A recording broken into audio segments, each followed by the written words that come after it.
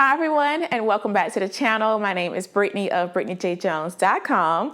If this is your first time tuning in, welcome. I hope that you will like what you see and subscribe below for more. In this video is going to be a continuation from the last video. In the last video, I cut out a pattern and I kind of asked if you all wanted to see me cutting out the fabric. In my head, y'all said yes. So I just went ahead and started recording it. As you can see, I have on the same dress. I was like, I think they will say yes. So I'm just gonna go ahead and record it. So in this video, we're gonna be cutting out the fabric that I'm using to make Simplicity 9452. Again, I cut view D on this pattern. If you want any other details as far as like seeing me cut out the pattern, the tools that I use and some tips that I shared, be sure to check out the last video. Again, that's where I cut out the pattern. This video, we're gonna be cutting out the fabric. So again, I'm gonna start cutting out the fabric. I'll probably be able to cut out a few pieces. I probably won't cut the whole thing on camera because once I cut out one, I do the same thing for everything. But I will show you all how to transfer my markings and do things like that and kind of just, again, share the tools that I use. So if you are interested in that, keep watching and let's get started. All right, y'all, let's get started cutting out my fabric. Again, I'm cutting out Simplicity 9452. I'm making view D. This is the fabric that I'm going to be using. I actually just pressed it, so let me not just like ball it up. So the first thing that I like to do is I do like to pre-wash my fabric. I like to pre-wash my fabric for a couple of reasons. Number one, I do not want any dyes from the fabric to bleed onto my table, my mats, my tools, my machine. I like to wash away any dyes. I also like to wash away any shrinkage and just kind of go ahead and get that shrinkage out of the way before I start making my garment. Those are like the top two reasons that I like to go ahead and just pre-wash my fabric. So I did wash this fabric. This is 100% rayon. I told you all in the previous video we had this at Millionaire Fabrics. I'm sorry y'all, it's all sold out, but I will link to some other prints that we have in stock. And I like to cut using a rotary cutter. This is the rotary cutter that I use. This is from LDH. I love it. It's nice, it's sleek, and it gets the job done. So this is my cutting mat here. I'm gonna go ahead and slide this under the fabric. All right, so this is as far as I can kind of zoom out on my lens. So I hope that you all can see, but I have the fold of the fabric here. So I have it folded right sides facing. And so yeah, I'm gonna go ahead and grab my pattern pieces and we're gonna cut out the first one. So if you've never cut a pattern before, there is a cutting layout in your pattern instructions. So depending on the view that you're making, again, I'm making view D over here. This would be my cutting layout. It tells you the pieces to cut out and also tells you how to place it onto your fabric. If you've never cut this out before, I would definitely recommend looking at it. It also tells you the sizes. So this cutting layout, this guide, you will follow for size 6, 8, and 10. The other guide is back here on this side.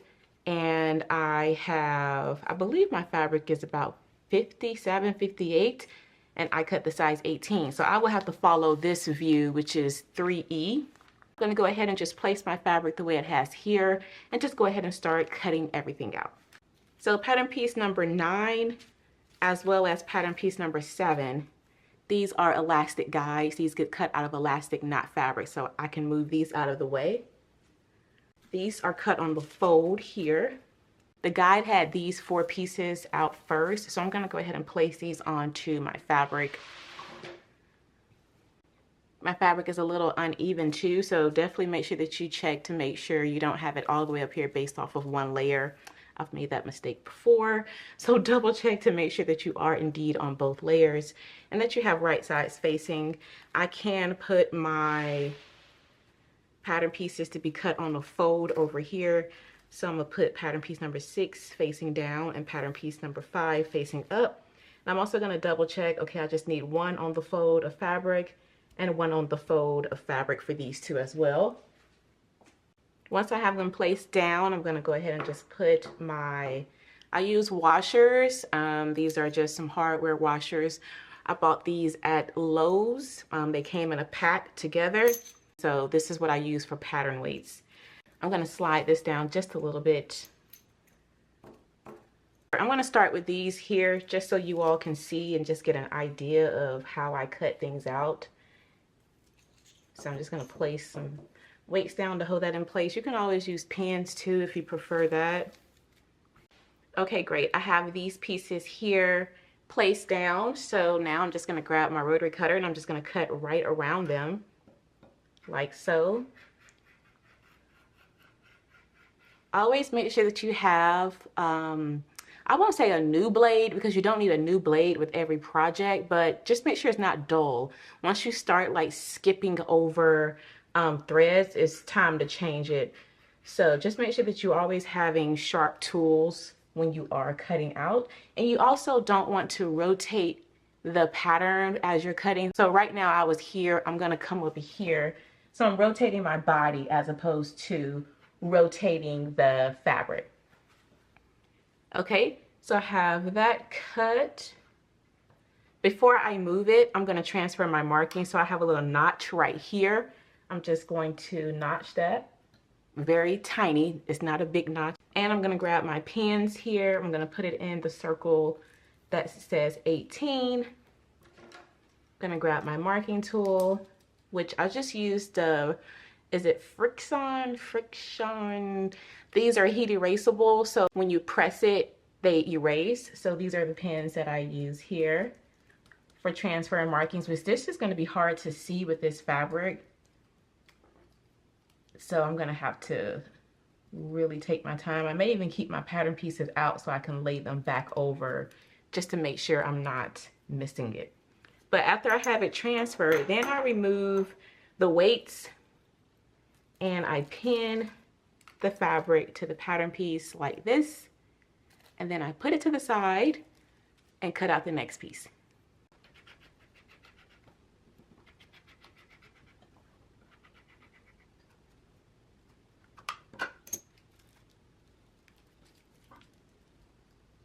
And so to transfer the marking, I just use a pen. I poke it right through the dot, the circle, the triangle, the square, whatever marking you have.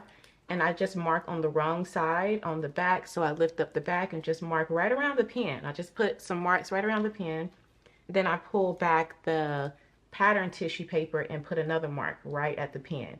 So you need to mark on the wrong side of your fabric pieces.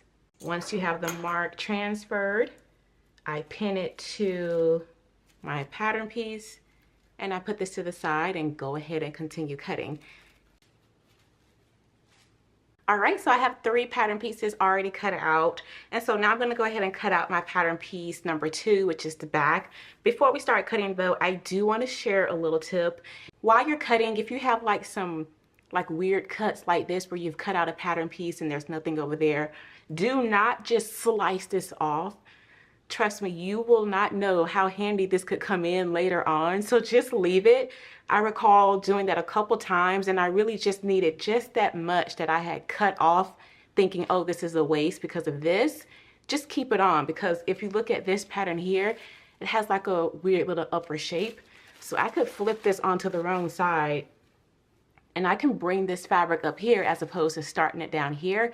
You want to use all of your yardage, okay? So don't just slice this off just because you've cut over here. I'm able to still use it for this piece here. Remember, use as much of your fabric and play around with your pieces. Your cutting guide is just that. It's a cutting layout guide. But as long as you can cut your pieces out and also have them going in the right direction, especially if your fabric has a nap, which is like a pile on it. When you think about a velvet, how the fabric, it moves. Corduroy, if you rub it up, it looks kind of darker, lighter when you rub it down. Those kind of textured fabrics, you definitely have to make sure you cut your pieces going in the same direction. But for this point, I'm saying use all your yardage. Don't just slice this off just because you've cut here. I can still use it, all right? So that was the point of that. Now, the other pieces that I cut out were on the fold, and I forgot to mention another thing that's very important is your grain line.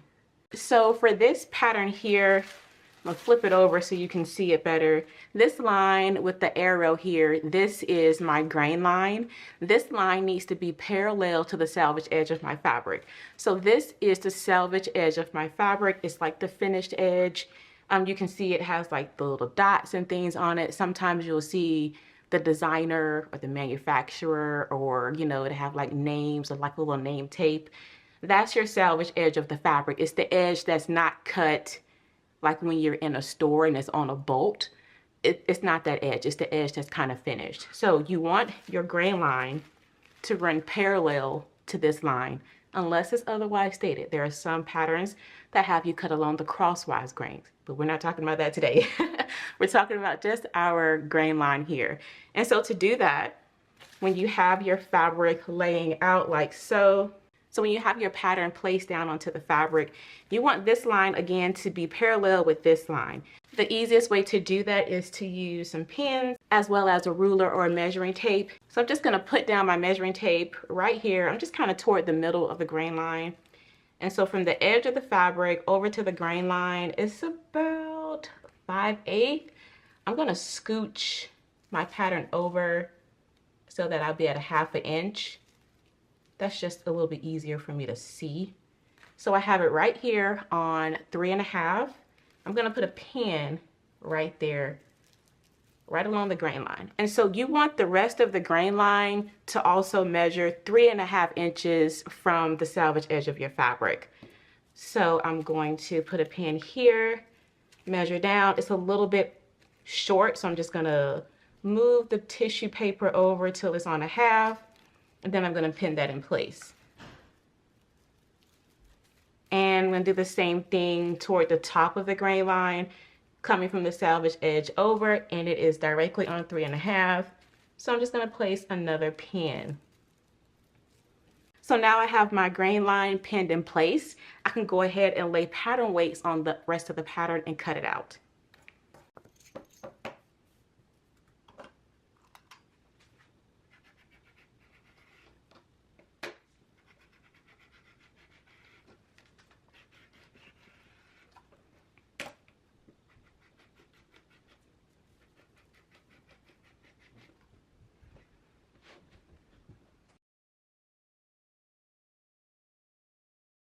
Okay, I have this pattern cut out. I've snipped into my notches, but now I need to transfer my dart lines. And the dart lines, they start up here, they're long dart lines. They have dots at the end. So for the top of them, I'm just gonna place some small little slips into the fabric. That lets me know that that is the start of the dart line. This is how I like to do it. You can definitely get out some tracing paper and a tracing wheel and lay that under if you prefer that. I find this easier. I also do this for my darts with the dart legs.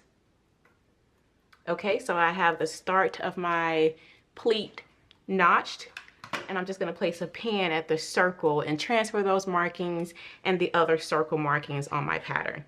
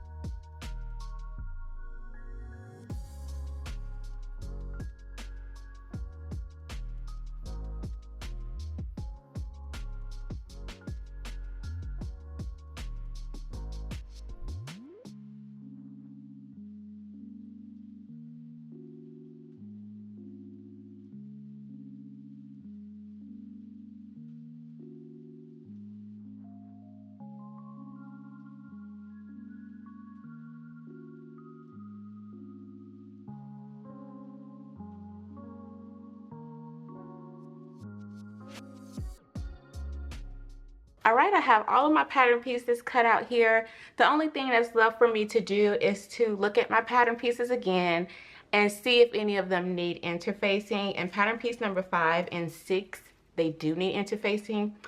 So that is the only thing that's left for me to cut out. I do have just a little bit of fabric left over here. I'll probably save this. I mean, you can always use this for like your own bias tape, or maybe you're working on a project and you want some fun pockets. I kind of save little pieces like this for projects like that. It's also enough. I could probably make justice like a little cami or a little tank or something for the summer. So I do have a little bit left over. And so now I am all done and I'm ready to start sewing.